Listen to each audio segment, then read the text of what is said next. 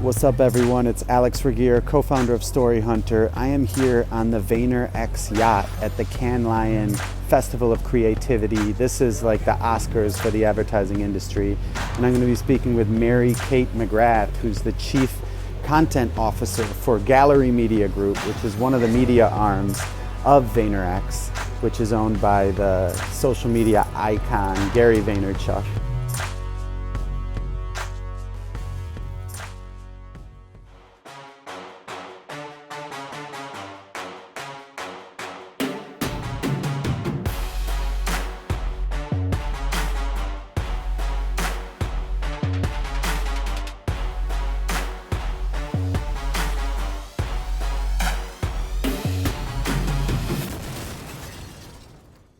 What do you think people are talking about that you shouldn't, the advice people are giving you that you shouldn't listen to at Cannes or like? So I think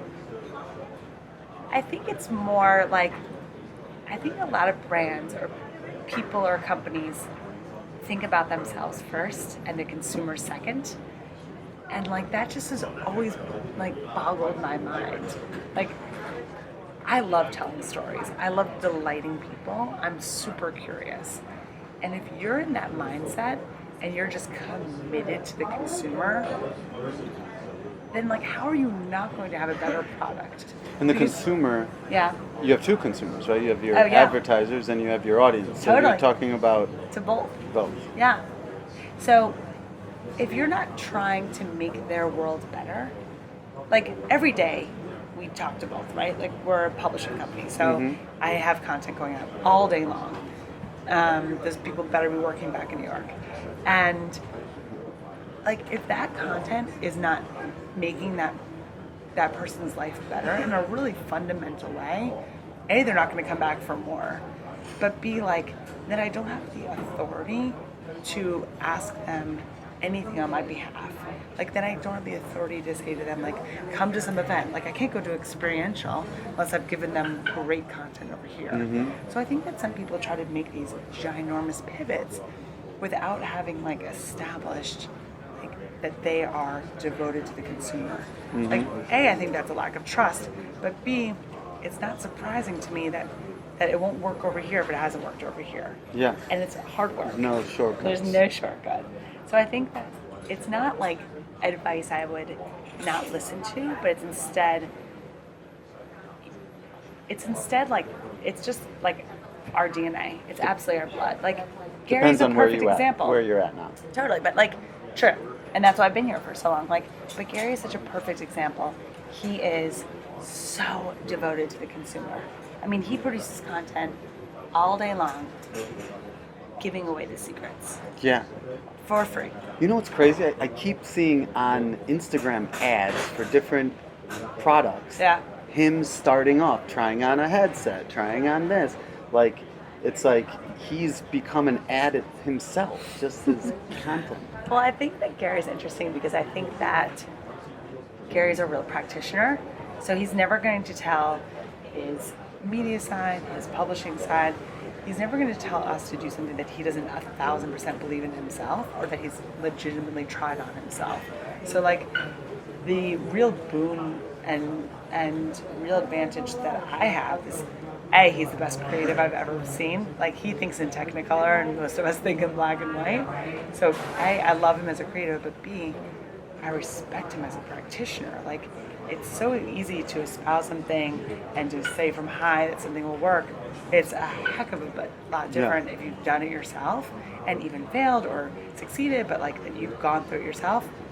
That's the key. So you really have to like, in order to experience the juice, you do have to squeeze, right? And like he squeezes all day long. 1:37 p.m. is a new brand started in social and voice. We thought that's really more where the millennial man was. So skill, podcast, and Instagram. And it's interesting, the Instagram, it's been a year and we haven't put any paid behind it. And it's like a tribe, like that community of the guys that we've tapped into. I want to start like 1,000 media companies directed toward this guy. you know, we named it 1:37 p.m. because we think like if you want to own your future, you have to start this minute, be it whatever that minute is. And this guy, when you understand that, when you are in that mindset of entrepreneurship, when you understand that like you can sell your sneakers on Grailed, that you can launch your own podcast in your basement, like that the future really is yours, like that minute is now. So like 1:37 p.m. could be any time. We just happen to think about it at 1:37 p.m. Okay. We also think it's interesting for a brand to own a minute of the day.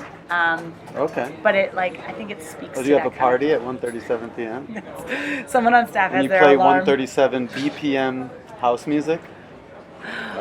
Someone on staff has their alarm go off every day at 1:37 p.m. and it's just like that's it. Nice. Awesome. So what have you been seeing in the kind of video space over the looking back like the past 18 months? Sure. What have you been Sure. realizing? What types of things have you been seeing? I think that a lot of people, it's funny, I was just having a conversation with someone before on the boat about this. I think a lot of people had this great pivot to video. We were talking about this before, that wasn't necessarily rooted in consumer appetite. Mm-hmm. And I think now consumer appetite is voracious for real quality video. I mean, like, I think every conversation you start at dinner now is like, what are you binging on Netflix? What are you binging on Hulu? And so I think that like quality video, regardless of time or length, is kind of du jour, right? It's the norm. And I think that people are starting to pivot away from like just feeding social feeds with video content, thinking that's what the consumer wants, when that's not really exactly what they're consuming. So I think that people now are starting to listen and figuring out like, okay, maybe it's not necessarily just short video clips and like little memes and trying to get traffic there that you can't really monetize. Yeah. Instead, you have to bring the quality. So we're starting a program where we're going to have a pilots YouTube channel where we're going to launch just pilots. It's a lower barrier of entry for a sponsor. It's easier for consumers to get latched onto something. And then we're going to let the consumer decide, what do you want to see more of? Instead of going out and producing a huge long series that we hope works, we're going to see what works, we're going to find the best, and then produce the best. Instead of When does that subjectively thinking about the best back here. I'll keep you posted. Well, I'll be back on when it launches. Yeah, we'll tweet it. And wow, that's interesting. So you don't think it's just because they launched mid-roll ads, and so now companies have to make longer videos?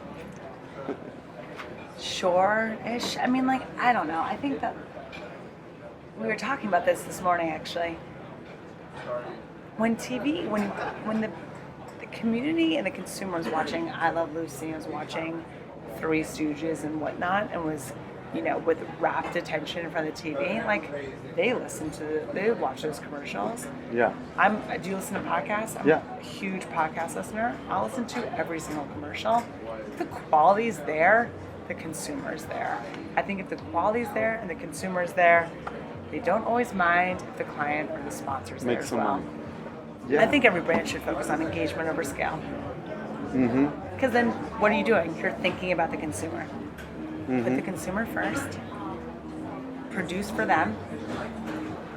And like you were saying, throwing events or an experiential, a lot of it, from my experience, is the actual connection, personal connection, a real connection you have with people to get people off of their couches, off of their Netflix, and go to a place. It's not usually social media or easy things that get people there. It's real people want to really, there's someone there that they want to hang out with, or there's some real connection. I think it's also interesting. We had a Super Bowl party for 1:37 p.m. and we had Lil Keed perform, T Grizzly, YG. It was like an incredible night, but the way that we went into it wasn't just an experience for those people. The amount of content that we grabbed from that night, that's the ticket. You have to think about experiential as a content moment, not as don't sell experiential, sell experiential. Sell the content and drive it through experiential. Yeah. I think that's the feature too. So you sell the content. We're going to around give you an the enormous experience. amount of content from this to experience. the sponsor. So you throw a party, you have a sponsor, and you know you have podcasts, you have other things that you're generating from that event. Sort of like what we're doing here at Ken. Exactly.